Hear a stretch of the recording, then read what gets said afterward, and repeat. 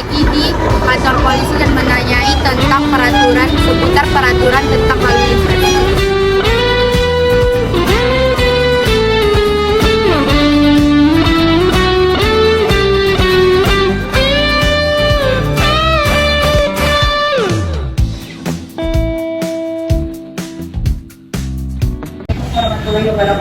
Waalaikumsalam warahmatullahi wabarakatuh.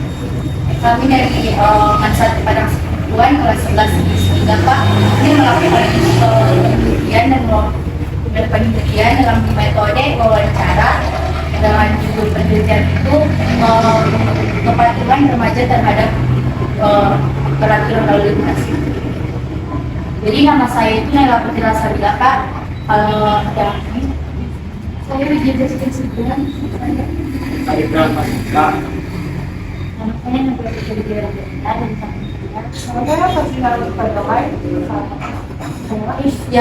Yang berkamera itu Pak, kameramen itu berpihak Pak.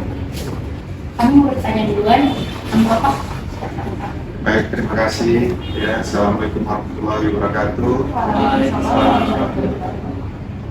Terlebih dahulu saya memperkenalkan diri, nama saya Junaidi, pangkatnya AKP Junaidi saya, pangkat AKP, Jabatan Kasalantas, Kesatuan Polres Kota Padang Sekutuan. Terima kasih atas kehadirannya. Kami bersedia untuk diwawancarai, ya, untuk mempersingkat waktu. Boleh silakan. Kami mulai Pak, pertanyaan pertama. Biasanya yang sering melakukan pelanggaran lalu lintas itu yang perempuan atau laki-laki? Baik, terima kasih ya. Dari beberapa kegiatan kami, ya, dari 2 tahun kita mengalami COVID tidak ada penindakan pelanggaran, kemudian pelanggaran pun makin bertambah, ya. Itu rata-rata pelanggar adalah laki-laki, ada juga yang perempuan. Yang kasat mata pelanggaran itu yang untuk dilakukan penindakan saat ini ada 3 pelanggaran. Yang pertama pelanggaran yang kasat mata itu kan yang bisa mengakibatkan fatalitas maupun kecelakaan lalu lintas. Yang kita tahu di tahun 2019 itu ada 61 kasus kecelakaan. Tahun 2020 itu ada 35 kasus, tahun 2021 itu ada 39 kasus, naik tahun 2022 itu ada 32 kasus, menurun kembali. Dari yang pertama saya menjabat di sini selama 4 tahun, ya, yang kemarin tahun 2022 itu turun. Dari pertama masuk dia 61 kasus, sekarang 2022 32 kasus. Rata-rata yang mengalami kecelakaan adalah usia produktif, ya, usia yang antara berkisar 15 sampai dengan 30 tahun, ya. Itu namanya dikategorikan usia produktif.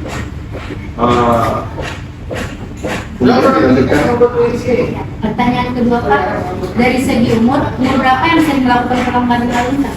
Tadi kan ada antara 15 sampai dengan 30. Yang ketiga Pak, apa sanksi yang diberikan kepada pelanggaran sepeda motor? Baik, sesuai dengan pelanggarannya tadi kita prioritaskan 3 pelanggaran. Yang pertama tidak menggunakan helm, kemudian knalpot, kemudian melawan arus. Rata-rata ini melawan arus bisa berdampak kepada kecelakaan lalu lintas.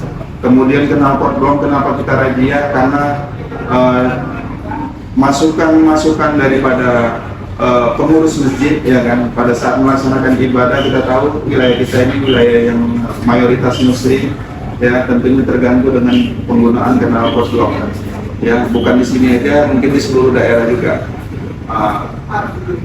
Kemudian yang ketiga yang melawan arus itu jelas dia karena arusnya sudah satu arah, kan, dilawannya terjadilah nanti kecelakaan, kan, seperti itu. Selanjutnya, apakah mereka jerah dengan sanksi yang diberikan? Oh, tentunya kami akan melaksanakan tindakan langsung, namanya tilang, ya, sesuai dengan pasalnya, ya, itu tentang helm itu pasal 291 ayat satu ya itu dengan sanksi bayar denda, sanksi denda 250.000. Itu kita serahkan ke pengadilan untuk mengikuti sidang. Bagaimana respons pelanggar ketika sanksi yang diberikan? Tentunya untuk melakukan penertiban tidak semudah membalikan tangan. Ada orang yang mengerti, ada orang yang komplain, merasa dirinya benar kan gitu. Padahal sesuai udah jelas-jelas diatur di undang-undang tadi pasal 291 ayat 1, setiap pengendara roda 2 yang tidak menggunakan helm dikenakan sanksi itu 250.000 rupiah. Terima kasih Pak. Pertanyaan selanjutnya, apakah anak SMA termasuk seseorang yang sering melakukan pelanggaran sepeda motor? Sebagian, namun sekarang sudah sebagian juga yang memahami, karena kita tahu 2 tahun kita COVID tidak ada penindakan, makanya ini baru udah situasi normal, kita upayakan lagi, kita sosialisasi setiap hari Senin melaksanakan Police Go to School ke sekolah-sekolah menjadi IRU dan menyampaikan sosialisasikan pernah kan SMA MAN 1 kan, itulah kegiatan-kegiatan kami, kegiatan preemptif untuk mensosialisasikan bagaimana masyarakat yang terorganisir, masyarakat non terorganisir, masyarakat pendidikannya, pelajar melalui Police Go to School supaya paham. Pertanyaannya, apakah STNK dan SIM sangat diperlukan untuk pengendara berkendaraan motor? Oh iya, jelas. STNK merupakan wajib hukumnya. Ya, setiap kendaraan wajib mempunyai STNK. Karena apa? STNK itu adalah salah satu bentuk bukti bahwasanya kendaraan atau identitas kendaraan itu. Namanya registrasi, ya. Sepeda motor atau kendaraan atau mobil itu semua terregistrasi di kantor Samsat, ya. Apabila melakukan tindak pidana, ya kan, contohnya merampok, mencuri, atau yang kita tengok dulu waktu pemboman itu kan terungkap dengan adanya nomor plat atau STNK. Jadi dari identitas kendaraan itu bisa dapat membuktikan ya satu tindak pidana, atau apalagi yang sekarang ini yang tren dia ETLE, penindakan melalui kamera, ya. ETLE adalah electronic traffic, ya, law enforcement. Nah, itu nanti melalui kamera terdeteksi, tercapture, makanya dia melakukan tindakan, contohnya tidak pakai sabuk pengaman, ya kan.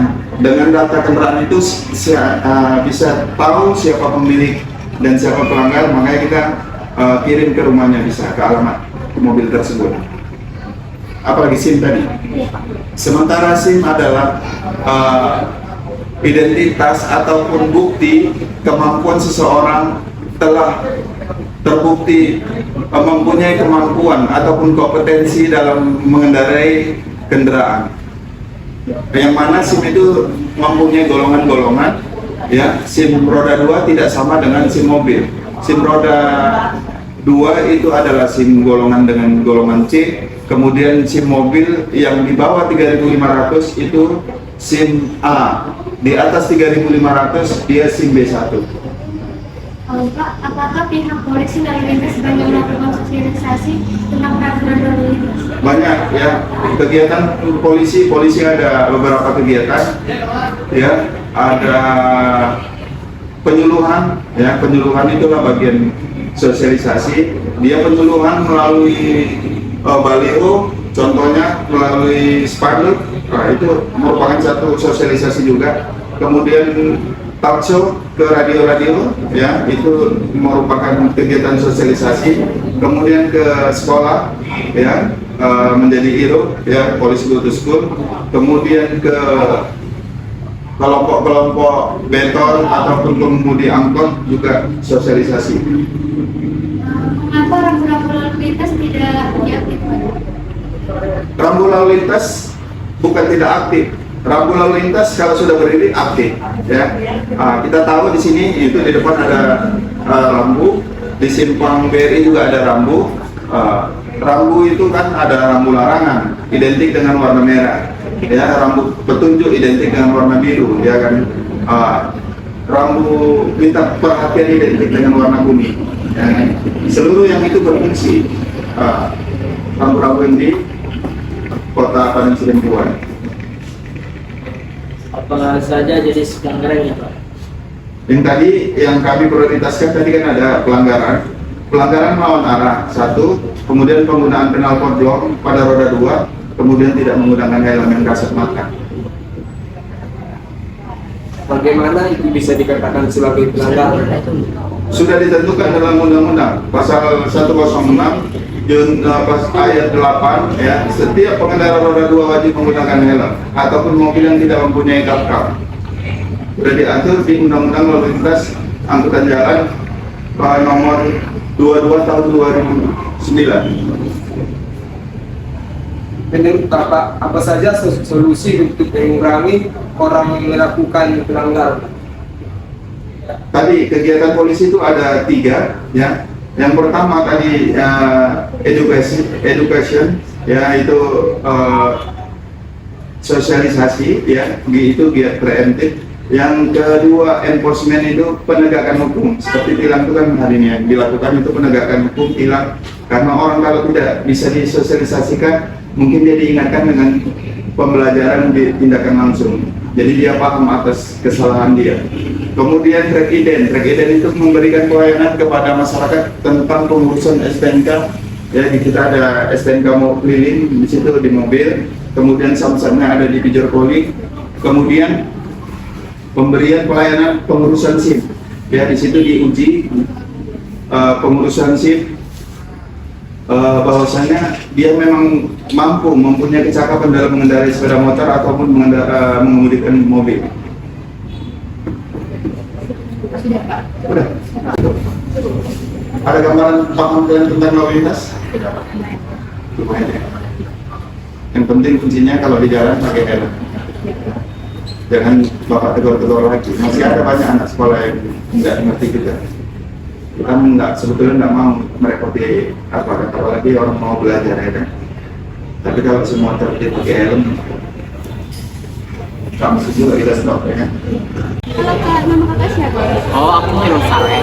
Di sini saya mau bagaimana pendapat Anda tentang apakah Anda tahu sanksi apa yang diberikan jika pelanggaran aturan lalu lintas?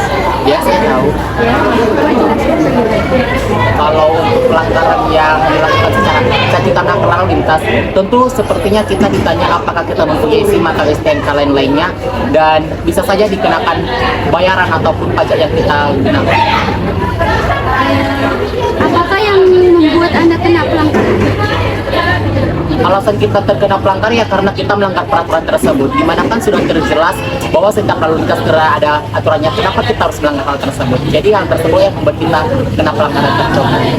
Apakah Anda jera dengan semua sanksi yang diberikan kepada pihak polisi? Tentunya jerah, khususnya semua orang pasti jerah, bukan saya saja, karena memang banyaknya sekarang orang-orang yang sudah lalai akan hal tersebut dan mulai mengabaikan hal-hal tersebut. Bagaimana respon Anda ketika sanksi diberikan kepada Anda? Kalau respon saya untuk diberikan sanksi sebenarnya cukup bagus, dan memang harus diberikan sanksi karena orang-orang biar jerah dan tidak ingin mengulangi hal-hal yang buruk seperti itu lagi. Jadi sanksi tersebut sangatlah berperan penting dalam hal tersebut. Apakah Anda memahami tentang peraturan lalu lintas? Cukup memahami. Apakah Anda pernah mengikuti sosialisasi mengenai peraturan lalu lintas? Kalau untuk mengikuti sosialisasi sebenarnya sering, tapi kalau untuk tentang lalu lintas tidak pernah. Oke, itu saja. Terima kasih ya. Sama. Assalamualaikum warahmatullahi wabarakatuh. Waalaikumsalam warahmatullahi wabarakatuh. Saya Nila Putri Sasadira. Nama kakak siapa? Nama saya Leoni Sendiri. Apakah kakak berkenan untuk menjawab pertanyaan kami? Baik, saya bertanya. Kami mulai dengan pertanyaan pertama. Apakah kakak tahu sanksi yang diberikan ketika melanggar aturan lalu lintas? Untuk sanksi sendiri saya kurang mengetahui secara spesifiknya, tapi ada beberapa yang saya ketahui seperti mendenda dan ditahan kendaraannya oleh pihak polisi. Kenapa kakak memilih melengkapi surat-surat pengendaraan? Karena tentunya kita sebagai pengendara harus mematuhi aturan-aturan lalu lintas, salah satunya melengkapi persyaratan persyaratan STNK tersebut. Apakah kakak memiliki STNK dan SIM? Oh, saya tidak memiliki STNK dan SIM karena saya masih di bawah umur dan belum bisa mengendarai kendaraan. Apakah kakak memahami peraturan lalu lintas? Ada beberapa yang memang saya pahami, tetapi ada juga beberapa yang kurang saya pahami. Apakah kakak pernah mengikuti sosialisasi tentang peraturan lalu lintas? Di beberapa waktu saya pernah mengikuti sosialisasi dengan polisi lalu lintas. Apa tanggapan kakak mengenai pengendara yang tidak tertib dengan aturan? Tentunya miris sekali karena peraturan lalu lintas itu dibuatkan untuk keselamatan pengendara itu sendiri. Jadi apabila mereka tidak menaati peraturan tersebut, tentunya itu mereka mengabaikan keselamatan mereka sendiri. Jadi sebaiknya peraturan lalu lintas ini memang pantas untuk dilengkapi dan dipatuhi. Terima kasih. Sama-sama.